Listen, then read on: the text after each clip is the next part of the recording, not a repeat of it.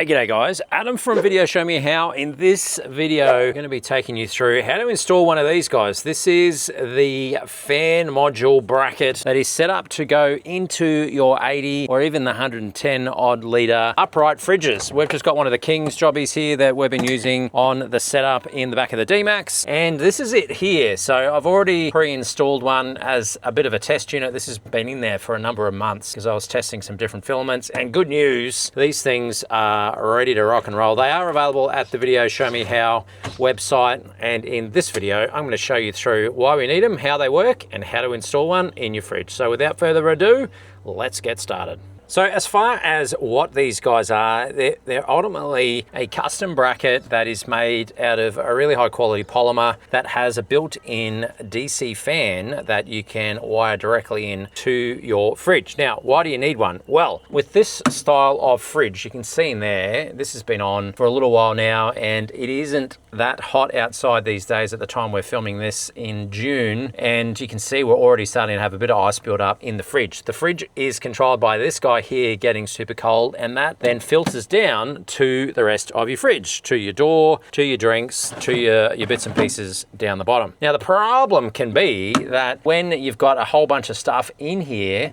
sometimes the coolness doesn't like sinking down to the bottom, and then particularly when you've got, you know, drinks down in here, for example. Up here they tend to be all right, but I find anything on the bottom row there, and particularly the stuff down the bottom, if it is stinking hot inside the canopy, if you're in, you know, the middle of summer, maybe you're up north and copping some pretty high temps, I find it struggles to keep even coolness around the whole fridge. And that's where this guy comes in. So attachment wise, this is fully reversible because it does have 3M VHB tape that's already pre-installed for you, and then you just basically need to position exactly where you want it, whack it in there, and it almost disappears in there. It's almost factory. Now this does two things. One, it keeps your ice box here from fully icing up. You can see we've already got a bit of ice going on here. It stops that from happening. And then two, it helps keep everything way more efficient as far as distributing that coolness. So over time, using just slightly less in the power consumption. Now to install these, it is pretty straightforward DIY. It takes about half an hour. Step one, turn your fridge off so that it has no power. So easy done there. The next thing is you want to sort of position where you want your fan. I've already gone and pre-installed that, like I said earlier. So just take off the strips there on your VHB, install it in there and leave it. I definitely recommend once you've installed it, you don't want to be turning the fridge on for about that 24-hour mark. Just let the VHB tape really lock into place and then you're good to go. This thing, like I said, this has been on there for a number of months and it is rock solid, not going anywhere. Now the next step is to feed your wire through to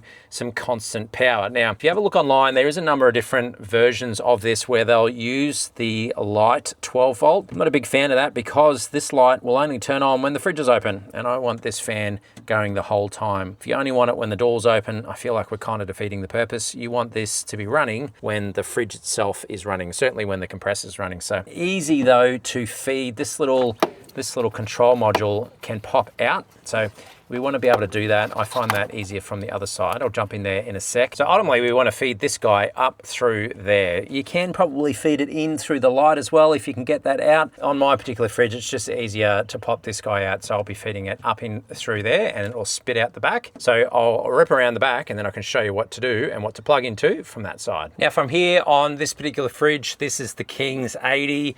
You have a bunch of Phillips head that basically keep this whole top corner locked to the fridge chassis. So we just need to remove that. So Phillips head 1, 2, 3, and then up the top here, there's another 1, 2, 3, and 4. All right, so this is what you're going to be faced with once this is off. Safe to say, mucking around in here, if you value your warranty, and that's really important to you, you probably steer clear of doing this mod. Now in here, you have your control panel. So this is our power in, coming in over the top here to our little control unit. That is then our power in, power out to a compressor, and then down the bottom there we have various components that will power out to everything else. Now, the one that I recommend jumping off is this guy here.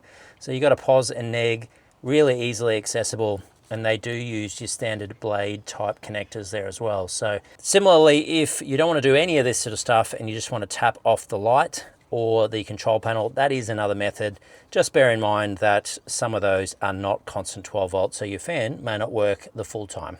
So if you need more space, just remove the little display panel there. You want to twist this guy, get a really tiny little screwdriver and just jam it down the side here. That will go straight through, and you can feel it at the back as it comes through. And then you just want to follow, get the wiring all nice and tight.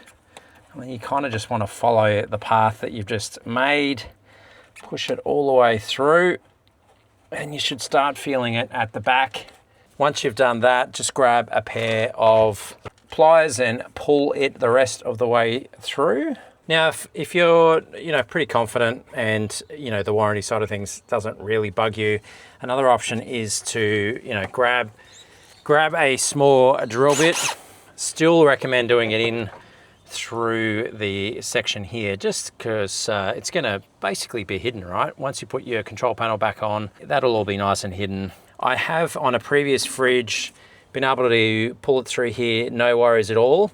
On this particular fridge, it looks like the inside has a whole bunch of insulation, which is good, but less good for the shoving of the wire. So I'm going to actually use the drill method on this particular install. If you do that, straight through here, or even there, because at the back there, if you line up where that's going to come out, it's going to come out pretty much right at the top there, giving you plenty of space to run a cable through. And then similarly on this side, you'll just need to drill a little hole off to this little side there. I've just put one just there, plenty of space. Now, once you got some cable through here, just like that, it's just a matter of extending in this case, because I'm keen to drop into our constant there. So it's just a matter of extending the wires, and you can do that however you want. For me, I like using these guys. These are a Wago clip, basically like a little double adapter, but once they clip into place, they never come apart until you raise the lever as well. So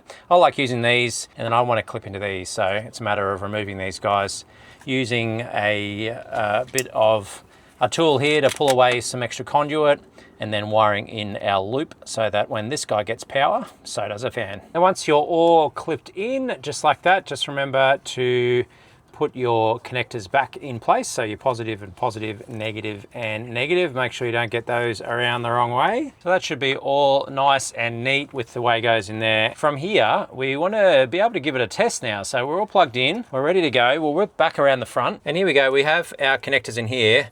Don't mind the absolute mess I've made here when I was doing that hole, but we can plug our connector back in here. I removed our little control panel here just for a little bit of extra room. That would sit in there just like that. You can put this guy in some little conduit if you need to. There is sufficient gap around in the little connector here, so depending on what you want to do there. And then before you go put anything on here, we want to give it a test, of course, but also I'd recommend getting some silicone, a bit of a glob of silicone in your hole there on both sides, just to make sure everything is all nice and sealed. But from here, let's give it a test. We'll fire the fridge up. There we go.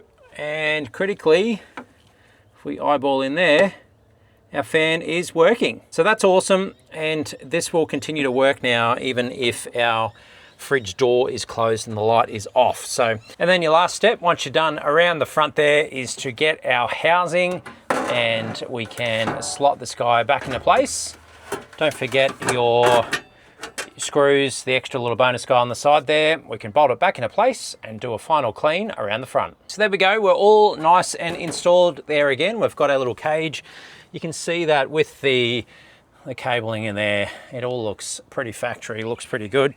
We can whip around the front, and we've got it all nice and set up there. Like I said, depending on what you want to do here, even some white heat shrink, I'll probably pull that back out and have a go. That might be an option there as well if you really want to hide it. But like I said, keeps things looking nice and factory. We can whip over here, turn that fridge on, and there we go. We have a fan that is spinning. If I turn it off, you should be able to see there. Turn it back on, you can see, there we go. and we've got a bit of a breeze coming through there. So that's all for this one, guys. That is the quick DIY mod to your 12-volt fridge to improve some efficiency. These guys are available at VideoShowMeHow.com. They come ready to go with everything you need, pre-installed with the fan, and your VHB tape are ready to go, so you can install it into your fridge just like we've seen here. But that's all for this one, guys. So as always, I hope that you have an amazing day, and I'll see you in the next video. Cheers, guys.